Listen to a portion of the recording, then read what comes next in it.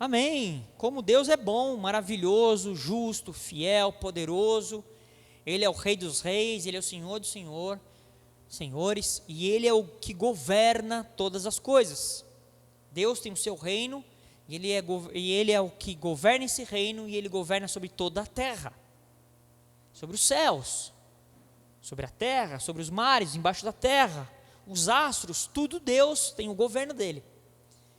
E eu glorifico ao Senhor, porque o Senhor tem nos ensinado coisas, e eu creio e eu confio que o Espírito dele está nos conduzindo agora, para que nós possamos conhecer um pouquinho mais dessa porção da palavra dele, para que a gente possa caminhar em aprender e em conhecer ao Senhor. Uma das coisas que eu aprendi na minha vida, e no entendimento das questões que envolvem a vida, é que a pior coisa que pode assolar um povo não é pobreza, não é escassez, não é violência, não é tantas coisas que de repente a gente pode achar que são ruins, elas são ruins mesmo, mas a pior coisa que pode atingir um povo, que essa para mim é a coisa que mais escraviza, que mais submete ao povo ao engano, à mentira, a questões de que escravizam o povo, é a ignorância. A ignorância nos afasta de Deus. A ignorância nos afasta das coisas que Deus tem para nós. A ignorância nos afasta dos favores, das bênçãos que Deus tem para nós. Por sermos ignorantes aqui no sentido de ignorar, no sentido de não conhecer, de não saber coisas em relação a Deus, e aqui eu não estou falando sobre questões teológicas, não estou falando de questões doutrinárias, nem tem um pouco de questões meramente escritas, dogmas humanos, não é desse conhecimento que eu estou tratando hoje aqui. Na verdade, esse daqui hoje, para mim, eu considero isso como uma repulsa. Me desculpe quem dá valor para tais coisas. Ela existe seu valor até o momento, mas o conhecimento de Deus está acima destas coisas. E o conhecimento de Deus, ele só pode vir através do próprio Senhor, que usa a sua palavra, através do Espírito Santo. O Espírito de Deus é que nos traz o conhecimento, a revelação da palavra, o entendimento. Nos traz discernimento. Nos concede sabedoria. A Bíblia diz assim: peça a Deus sabedoria.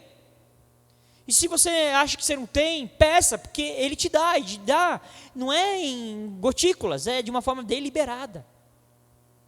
Peça sabedoria. Você vê que Ele não fala peça bênção, peça dinheiro, peça posição social. Não, peça sabedoria. Porque a sabedoria nos liberta, porque quando nós temos sabedoria, nós nos deparamos com a verdade, e a verdade nos liberta. A verdade nos liberta. Às vezes nós estamos escravizados por uma mentira na nossa mente, que a gente às vezes assimilou aquilo, às vezes quando era criança, e aquilo pauta nossas vidas, aquilo pauta a forma de eu sentir as coisas, aquilo pauta a forma de eu perceber as coisas, aquilo às vezes pauta a forma de eu reagir às coisas, mas às vezes aquilo é uma mentira, é um sofisma, é um engano. Somente a verdade da palavra pode quebrar isso, me libertar dessas coisas. Às vezes nem mesmo uma oração, eu vou falar uma coisa aqui que pode parecer pouco perigosa falar, mas eu não tenho receio de dizer isso, que às vezes ao menos nem a oração é capaz às vezes de quebrar algumas coisas nas nossas vidas. O que nós precisamos na verdade é ser libertos pela verdade, porque a verdade nos liberta. E assim, a gente precisa entender algumas coisas também em Deus, entender um pouco como que funciona a questão da palavra de Deus. Nós temos a Bíblia, e a Bíblia, ela existe o Antigo Testamento e o Novo Testamento.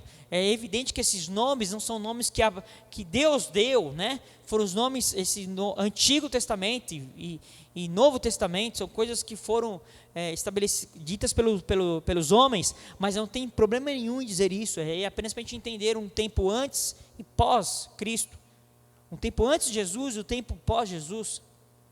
E a Bíblia no Antigo Testamento, ela basicamente foi escrita em hebraico,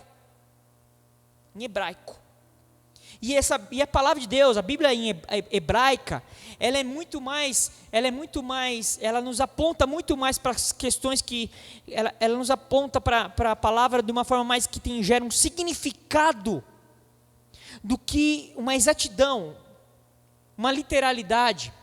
E aqui a gente precisa entender isso, porque às vezes a gente lê a palavra de uma forma literal. E às vezes a gente não compreende que Deus, na verdade, está tendo uma linguagem ali. Deus está querendo trazer um significado. Existe uma linguagem, que é uma linguagem do reino. E quando a gente se equivoca, não entende isso e lê de uma forma com uma exatidão, com uma literalidade, a gente trata o livro meramente como se fosse um livro histórico. E não entendendo que esse livro é um livro espiritual. Que tem uma palavra que ela é espiritual. E é uma palavra, sim, que tem retratos históricos induvidáveis, inquestionáveis. Mas que aqueles fatos Deus registrou para aquele tempo para falar com o povo, sim, mas que Deus já estava também tratando conosco. Porque aquilo era uma sombra daquilo que ia vir em Cristo Jesus. Hebreus fala isso, outras partes da palavra lá no Novo Testamento diz isso. Era uma sombra. O Antigo Testamento é uma sombra da realidade que existe em Cristo, daquilo que havia de acontecer em Cristo Jesus. O tabernáculo era uma sombra, o templo, uma sombra, os sacrifícios, uma sombra, o sábado, sombra, as festas, sombra, e por aí vai. E nós precisamos compreender isso, porque eu quero convidar você agora a ler comigo o que está escrito lá no livro de Oséias, Oséias no capítulo 4. O livro de Oséias está mais ou menos perto ali do fim do Antigo Testamento. Você vai se localizar ali, quem está com a Bíblia impressa aí, Ezequiel, Daniel, Oséias. E o livro de Oséias, que talvez não seja um livro muito lido por nós, é um livro onde que Deus tem uma linguagem figurada aqui absurda, grandemente. Tanto é que muitos estudiosos têm linhas diferentes de entender aqui. Alguns acham que houve uma literalidade aqui, na relação de Oséias aqui, com a sua esposa, que o traiu, que era uma prostituta. Outros falam que não, que é Deus falando de uma forma figurada, tal. Mas aqui, para nós, nesse momento aqui, pouco importa isso. Mas é um livro que tem uma carga forte, profética.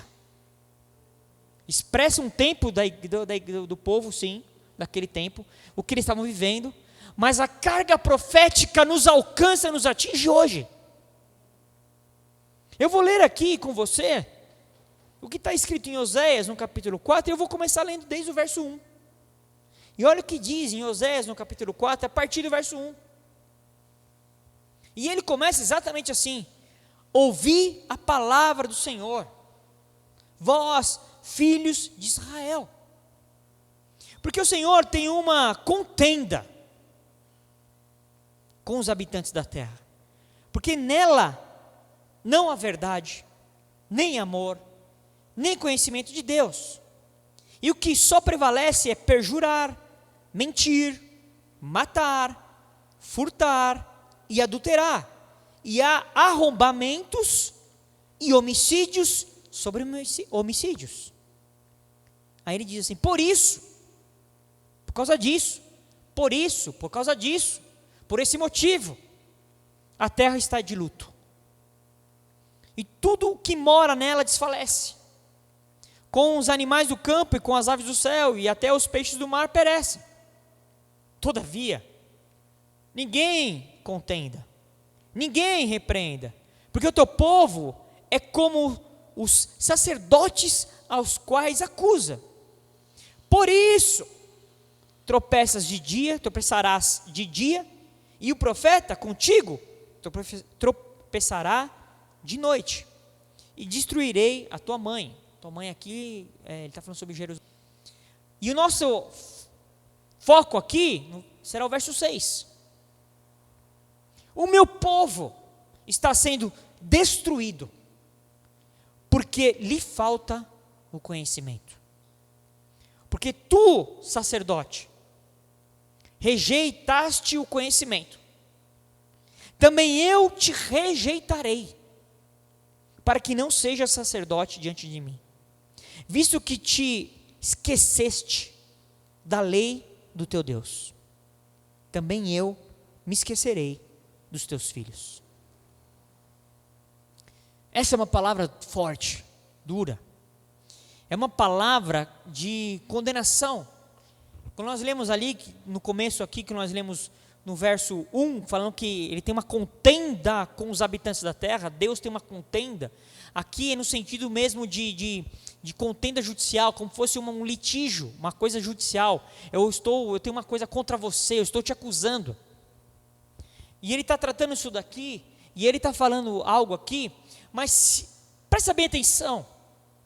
Esse texto aqui, essa passagem aqui, ela está retratando dentro do fato histórico, mais ou menos entre 700 e 800 anos antes de Cristo. Antes de Cristo. Muito tempo. Mas se eu lesse com você assim, verso 1. Ouvi a palavra do Senhor, vós, filhos de Deus, a igreja do Senhor. Porque o Senhor tem uma contenda com os habitantes da terra. Porque nela, em 2022, não há verdade, nem amor, nem conhecimento de Deus. E o que prevalece hoje, em 2022, é perjurar, mentir, matar, furtar e adulterar, e arrombamentos e homicídios sobre homicídios. É mais atual do que o nosso dia de ontem. A palavra fala conosco. E esse é o cenário que, se você tiver um pouco de visão, entendimento, você vai compreender que esse é o cenário que nós estamos vivendo hoje, como igreja e como povo habitante da terra. Nesse contexto ainda que nós estamos aqui nos deparando, e aqui eu estou falando em outubro, começo de outubro de 2022, para ficar o registro, até porque está sendo gravado, é só ver o que nós estamos passando no nosso país, na nação brasileira. O que está faltando é amor, o que está faltando é graça, é favor. O que nós temos visto muito é mentira, adultério, morte, contendas. Essa é a verdade que nós temos nos deparado, tanto na questão literal, como na questão espiritual. A Bíblia diz que o diabo só vem para matar, roubar e destruir. Então, tanto nas questões naturais, a gente tem visto isso, como também nas questões espirituais. Nós temos visto, eu tenho visto absurdamente pessoas sendo destruídas espiritualmente, sendo roubadas das suas vidas. A identidade do povo nunca foi tão deturpada como nos dias de hoje. É impressionante. Nós estamos vivendo uma verdadeira guerra cultural, como nunca vivemos antes, de uma forma tão descancarada. Hoje, nós estamos aí diante de questões onde a identidade do ser humano está posto em xeque. Hoje, criaram uma ideia, e essa ideia está permeando perigosamente, onde a identidade do homem e da mulher foi atingida. Os nossos filhos estão sendo assolados por esse tipo de pensamento. Porque já está quase, preste atenção em mim, quase virando moda. Não ser homem e não ser mulher. Quase a moda é ser sei lá o quê. Porque nem eles sabem, porque cada hora inventa uma coisa, tanto é que eles já colocaram até um mais. Né? Não vou ficar lá aqui, ó. Existe uma guerra cultural, mas por que isso tem acontecido? Porque meu povo está sendo destruído, porque lhe falta conhecimento. O meu povo está sendo destruído. Porque falta conhecimento. Conhecimento do quê? Conhecimento de Deus. Conhecimento em relação a Deus, quem Deus é, o que Deus é na sua natureza, o que Deus faz. Esse cenário aqui que foi escrito, essa passagem de Oséias, Israel estava vivendo um tempo terrível, de imoralidade sexual, depravação, engano, mentira, morte. A nação estava assolada por isso. E ei, presta atenção, é Israel, o Israel de Deus, o povo de Deus, o povo que Deus escolheu. Esse povo estava vivendo tempos terríveis, casando com mulheres pagãs. Os homens estavam largando suas mulheres e casando com mulheres estrangeiras. Existia engano para todo canto, morte, adultério, falta de entendimento em relação a Deus. O povo deixou Deus, deixou de servir a Deus, de amar a Deus, de obedecer a Deus, de buscar a Deus. E por isso a nação estava passando por esse tempo. Hoje também está quase. Daqui a pouco está quase proibido falar de Deus. Nas escolas, se você quiser tratar sobre questões de identidade de gênero, tá legal. Agora tenta falar de Cristo. Tenta falar de um Deus que é amor. Tenta falar de um Cristo que morreu por nós. Tenta fazer isso. Nos ambientes universitários, então, e outros contextos culturais, então, no meio da imprensa, no meio das questões dos chamados intelectuais, tente falar desse Deus. Você vai ser cancelado. Que é a linguaginha da moda. Porque lhe está faltando conhecimento em relação a Deus. E aqui, de novo, não estou falando sobre catequizar ninguém, doutrinar ninguém. Longe disso. Longe disso, porque lá atrás pensaram que isso que era o caminho, e nós nos deparamos que isso foi um erro. Nós não colocamos, não devemos impor nada a ninguém, nós devemos viver o Evangelho, ser a carta viva, ser o Cristo vivo aqui, expresso, ser luzeiro para esse mundo, sal da terra. É para isso que nós somos chamados, não para você viver na última moda do shopping center da sua cidade, não para ter o carro mais atual do ano, não para mostrar você, porque hoje está bombando assim nas redes sociais. Estou no restaurante tal, tirar foto do prato. Ai, que prato bom. Amiga, olha aí. Nós estamos agora cultuando até o prato de comida. Então, nós temos que entender que o povo tem sido assolado porque o povo não tem entendido quem Deus é.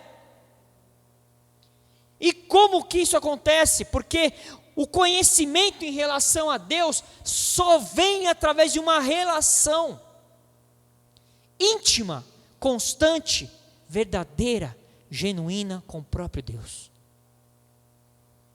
Eu só conheço meu pai me relacionando com ele. No Brasil, por exemplo, tem muitos órfãos de pais vivos. Órfãos de pai só com o nome no RG. Que não conhece seu pai, na verdade. Houve uma separação lá atrás, houve uma ruptura. Houve uma ruptura. A paternidade no nosso país e na terra nunca foi tão atacada como nos dias atuais. Hoje o pai não vale nada. Na verdade, quando há nesse sentido aí de pais e filhos, quem é colocada sobre um lugar de idolatria quase é a mãe. A mãe que é importante, afinal de contas, ela que deu de mamar. E não, de forma alguma que a mãe não seja importante, a mãe é tão importante quanto.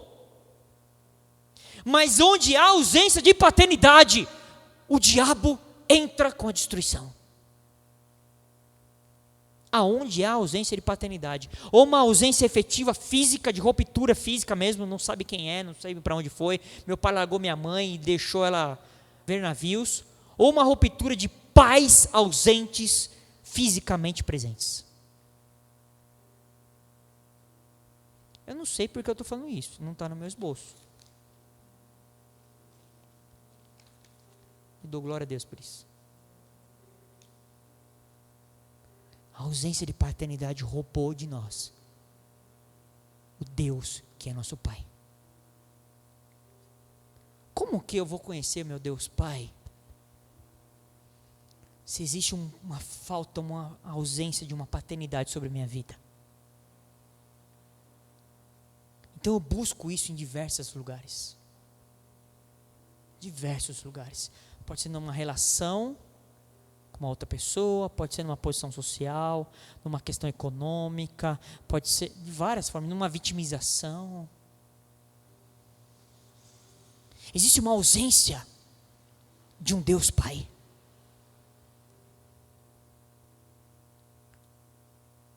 Homens, maridos, pais, que estão fugindo do seu papel de paternidade.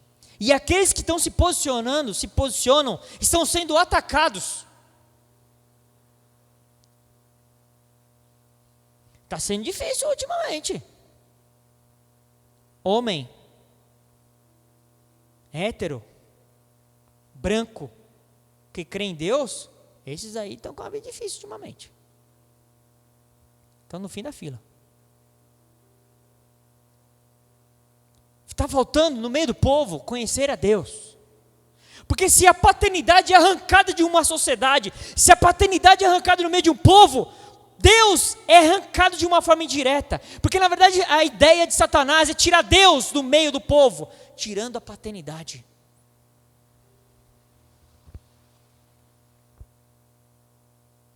Nós temos que nos posicionar. Primeira coisa, eu tenho aqui de Deus falar isso aqui. Nós devemos, primeira coisa, é entender, reconhecer isso e nos arrependermos. Pedimos perdão, tanto para aqueles que são os causadores da ausência, como aqueles que se permitiram ser atingidos e magoados e marcados pela essa ausência. Porque pegaram essa marca e deram poder para ela que ela não deveria ter. E se entrar num lugar de problema, de vitimização, de um lugar ruim. Aqueles que se ausentaram deveriam se arrepender, pedir perdão a Deus e pedir perdão para aqueles que foram atingidos pela essa ausência. O meu povo é destruído por falta de conhecimento.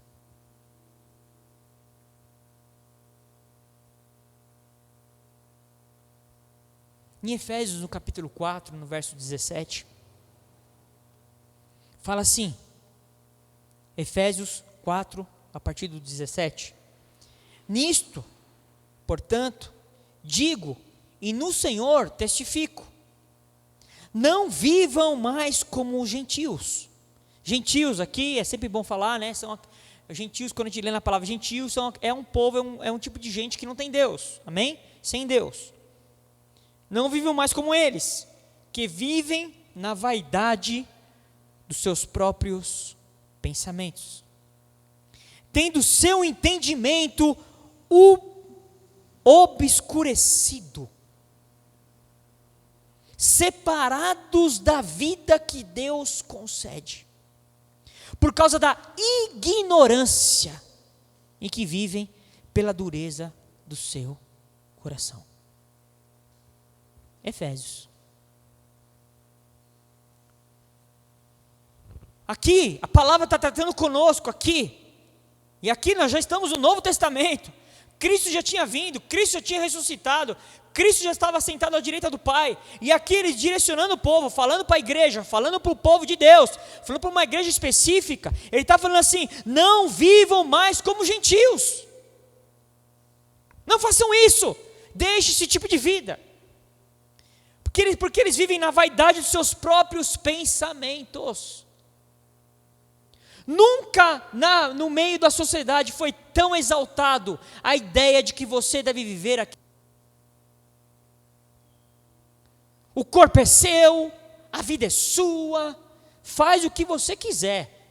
O corpo é seu, mulher. Então se você engravidar e quiser abortar, aborte, o corpo é seu. É isso que estão assim vendendo para nós. Estou falando de uma forma agora bem superficial, porque o assuntinho também agora retomou, né? O tal do aborto. Toda hora tem algum demônio querendo fazer isso descer a goela abaixo. E a gente pensa, e se a pessoa é meio fraquinha nas ideias, ou não conhece a palavra da verdade? Isso é verdade, né? O corpo é meu. Eu faço o que eu quiser. Ué, quem manda em mim? Eu não quero ter esse bebê. Não quero. Vou tirar. Como se ela tivesse tirado o último sapato que ela usou com a sola suja. Não tendo micro entendimento que é uma pessoa. Uma vida. E eu não quero entrar em teologia, porque teologia eu não gosto muito, viu? Desculpa aí. Mas, para mim, na hora que foi gerado, já existe uma pessoa ali, que Deus fez. O espírito da pessoa já está naquele ser. Ou vocês acham que o espírito daquele feto só vai entrar nele quando ele sair da barriga? É loucura pensar assim. E ele fala, vamos tendo o seu entendimento obscurecido. Separados da vida que Deus concede. Por causa da ignorância e que vivem e pela dureza no coração. Parece que esse tal de Efésios capítulo 4 foi escrito sexta-feira agora. A palavra é vida, e é viva, e é atual, e se renova. E ela está falando conosco. Uma das consequências terríveis da falta de conhecimento, uma das consequências que a falta de conhecimento gera em nós é engano. Uma certa vez os saduceus e os fariseus começaram a discutir com Jesus. Eles quiseram entrar num embate com Jesus ali, de uma forma, levando a lei seca, fria, rígida, literal. E aí Jesus dá um fight neles. Pá! E eles ficam... Hã? Porque Jesus fala lá em Mateus, no capítulo 22, no verso 29, Jesus respondeu: o erro de vocês está no fato de não conhecerem as Escrituras, nem o poder de Deus. Um saduceu e um fariseu escutar isso, que não conhece as Escrituras, os caras foram a vida inteira, eles sabiam de cor, eles recitavam de cor. O de cor é o problema. O decoradinho, ele tira a essência. Eles ficavam nas praças, falando. Ensinavam, a vida dos caras era isso. Aí veio um tal de Jesus, filho do carpinteiro, de Belém, que não tinha feito nenhuma faculdade de teologia, e ele diz que o erro dos caras é porque eles não conhecem as Escrituras, e nem o poder de Deus. Mais atual do que essa palavra hoje. Como nós temos nos deparado com crentes, que se dizem crentes em Cristo, que não conhecem as Escrituras, muito menos o poder de Deus. Tem pessoa que você lê, olha, Jesus está falando a Deus, a palavra fala aqui que Deus cura o enfermo. Vamos orar? Não, mas será? Mas a doença dela é tão grave. Meu povo não entende. Ele faz a comparação aqui, compara o povo dele com um boi e com um jumento. Mas até o boi sabe quem é o dono dele. Até o jumento sabe onde que é o lugar que tem comida. Mas o meu povo, ele não tem conhecimento, ele não entende nada. Até porque esse conhecimento aqui, reforçando, dizendo mais uma vez, esse conhecimento aqui que a palavra trata aqui, o conhecimento indica, aponta, para ter esse conhecimento, aponta que nós devemos ter um relacionamento pessoal e íntimo com o nosso Deus. Eu só conheço Deus me relacionando com Ele. Não é um conhecimento intelectual. Não é disso que nós estamos tratando aqui, eu quero deixar isso claro. Não é para você sair amanhã se matriculando no primeiro curso de teologia que você vê na internet. O conhecimento aqui não é intelectual, o conhecimento é relacional. Eu sei quem é o meu Deus. É relacional. As minhas filhas, para quem não sabe, tenho 3 filhas. Eu posso estar aonde eu estiver, no meio de uma galera, já fiz esse teste algumas vezes. É eu fazer o meu assovio, que a gente tem um assovio. É eu fazer, elas já fazem assim, ó. Para elas é meu pai. Meu pai. Meu pai. Existe no meio de uma galera assim, no jogo de futebol. Eu faço o assovio típico que elas sabem. Elas já fazem assim, ó. Já sabe, meu pai está me chamando. Conhecem o pai. Conhecem o pai. Esses dias eu vi um videozinho, que eu sei que tem algumas coisas assim, algumas pessoas gostam do fofo, da parte fofa. E aí eu vi um videozinho assim, filmando um cachorrinho, e aí alguém estava filmando o cachorrinho, ele estava dentro de casa. E aí o cachorrinho foi para a porta, ficou na porta sentado assim, olhando para a fechadura. Porque estava na hora do dono do cachorro, porque eu me nego a falar pai, né? Misericórdia, sangue do cordeiro. O dono do cachorro estava chegando. E ele sabia que era o momento do dono chegar. Ele ficou esperando. Na hora que ele percebe que ele está se aproximando do lado de fora, ele não está vendo, a porta fechada. Ele já se balanceia, já se mexe. O cara abre a porta, o cachorrinho faz uma festa. Até o cachorrinho sabe identificar quem é o dono que ama ele. Às vezes Deus está tratando com a gente não está nem percebendo.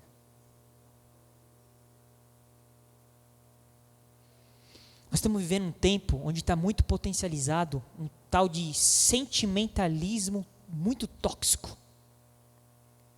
As pessoas estão muito sentimentais. E isso foi importado para dentro da igreja. As pessoas hoje estão absurdamente sentimentais. Mas é um sentimentalismo bem tóxico, que não ajuda em nada, só atrapalha. Escuta uma coisa deturpa, um movimento deturpa, qualquer coisa deturpa, e existe uma potencialização dos sentimentos. O povo está sendo conduzido por aquilo que sente, e não pela essência da palavra. E não por aquilo que eles são em Deus. Pela nossa identidade em Cristo. Porque se eu sei quem eu sou em Cristo, e eu ando conforme essa minha identidade em Cristo, eu não vou me mover por aquilo que eu sinto, eu vou me mover por aquilo que eu creio. E a maioria das vezes, quase que na totalidade das vezes, aquilo que eu creio, eu não vou sentir nada. Não vou sentir arrepio, calafrio, nada. Eu creio. Eu creio. Eu creio. Eu creio. Porque muitas pessoas hoje estão vindo para a igreja para sentir um arrepio, para ganhar uma bênção, não para mudar a sua mente. Nós deveríamos nos reunir para acrescentar um pouco mais do conhecimento de Deus para nós, para sermos mudados, transformados, acrescentados, edificados. Para isso que nós devíamos nos reunir. O judeu tem isso muito claro. Toda vez que um judeu ia e vai para a sinagoga, ele vai lá para conhecer mais a Escritura. Quando Jesus, com 12 anos de idade, vai a Jerusalém com a sua família. Eles foram lá para Jerusalém. E eles estavam lá e a família começa a voltar. Passa um dia que eles estão voltando com a galera da tribo deles lá, da galera deles. Eles percebem, a mãe pergunta, cadê Jesus? Acho que agora eu vou conjecturar de novo. José, cadê Jesus? Ele, não sei, tinha que estar com você. Aí a Maria, eu vou trazer a Maria para o tempo de hoje. Seu banana, você não sabe nem cuidar do seu filho? Aí a Bíblia diz que, agora eu conjecturei, viu? Não foi isso que aconteceu, mas diz que eles começaram a perguntar entre os parentes, vocês viram Jesus? Viram Jesus? Viram Jesus? E eles descobriram que eles perderam Jesus. A Bíblia diz que eles voltam, já tinham caminhado um dia. Eles voltam para Jerusalém para ir atrás de Jesus, eles procuram Jesus, procuram Jesus, procuram Jesus. Aonde eles encontram Jesus? No templo. E eles se surpreenderam, porque ele estava ali com os homens, os doutos da lei ali, aprendendo, ouvindo, conversando. E não só ouvindo, mas ele também estava falando com os caras, e os caras, a Bíblia diz que eles surpreenderam com a sabedoria do menino. E Maria indaga, o que você fez com a gente? Onde você estava? Ué, mãe, óbvio. Era tão óbvio, eu estava cuidando das coisas do Pai. Do Pai.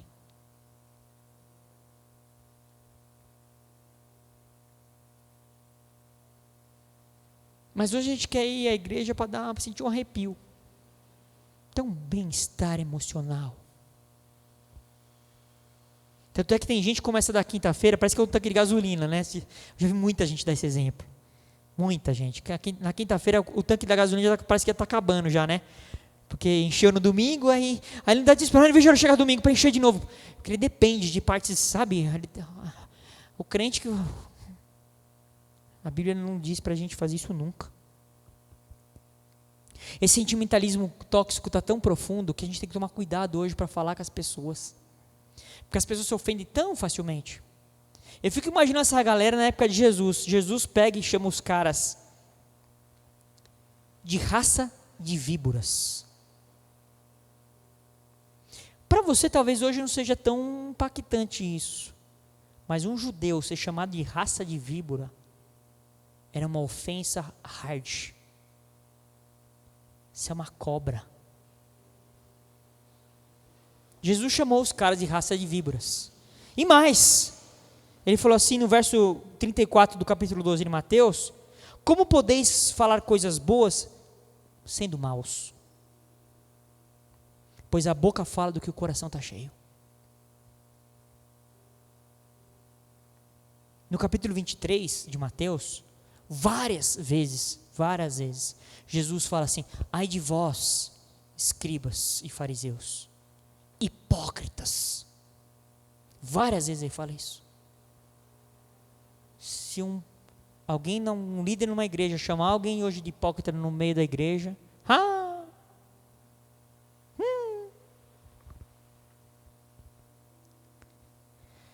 Jesus, quando ele disse, toma a sua cruz e siga-me, tem muitas pessoas, mas muitos, distorcem isso aqui.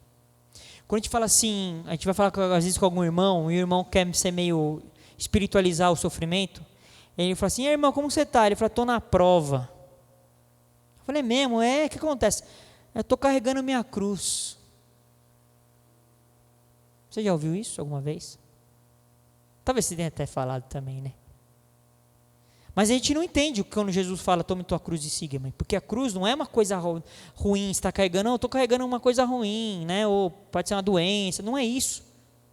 A cruz significa condenação, a cruz significa você estar sendo condenado por causa do seu eu. A cruz significava claramente naquela época, quando alguém carregava uma cruz, falava assim, isso aí é condenado, fez besteira. Esse aí é um condenado. A cruz significava condenação. Quando Jesus fala para você, toma a sua cruz e siga-me, sabe o que Jesus está dizendo para nós, para mim, para você, para todos nós? Mata o teu eu todos os dias e vem. Existe uma declaração que é dita que é falada que Martinho Lutero falou. Martinho Lutero certa vez disse que quando ele foi se batizar nas águas, ele achava que ali o velho homem dele ia morrer. E ele se batizou, mas ele descobriu que o infeliz do velho homem dele sabia nadar. Que todo dia ele tinha que matar o velho homem. É isso que significa: toma a tua cruz e siga-me. Mata o teu eu todos os dias. É o seu eu que não precisa, não pode ficar vivo. O meu eu, o seu eu não pode ficar mais vivo. Nós estamos passando um momento que nós temos que entender. Nós temos que entender que é tempo de compreender a palavra de Deus. Eu tenho um entendimento, esses dias eu tenho percebido, orado, estudado sobre isso, que nós estamos passando um momento de transição. É como se fosse a mudança do dia para a noite. A transição. Lá em Êxodo, no capítulo 12, no verso 6, quando eles estavam para sair do Egito, que eles recebem uma ordem da parte de Deus, e ele fala: vocês guardarão o cordeiro até o 14º dia deste mês, Êxodo 12, 6. E todo ajuntamento da congregação de Israel o matará no crepúsculo da tarde. Deus foi específico sobre a questão de matar aquele cordeiro. O momento que deveria acontecer é no crepúsculo da tarde, no virar do dia. O que isso aponta? Isso aponta para um momento de transição, um tempo de transição, a morte do cordeiro, a morte da carne, a morte do eu. A morte do eu. Nós estamos vivendo um tempo de transição. Deus está nos chamando: mate o seu homem velho. O dia está acabando. O crepúsculo está chegando. É um momento de transição que nós precisamos experimentar. O conhecimento de Deus traz para nós vida, libertação, graça, bênção, favor, cura, relação com Deus. Que o conhecimento de Deus invada nosso ser, invada nossas igrejas, invada o povo do Senhor, invada o povo dele. Que o conhecimento dele nunca tenha sido tão pungente, comece a ser tão pungente como nunca aconteceu na história, na vida da igreja. Essa é a minha oração agora, essa é a minha declaração agora, que nós possamos buscar e não cessar de buscar a palavra de Deus dia e noite, meditar dia e noite, como o Senhor já falou para nós: medite na minha palavra dia e noite, que vocês serão bem-sucedidos. Que Deus nos abençoe, que Deus nos abençoe, que Deus nos conduza em todo o conhecimento da palavra de Deus, que essa palavra gere transformação no nosso ser. Em nome de Jesus. Amém?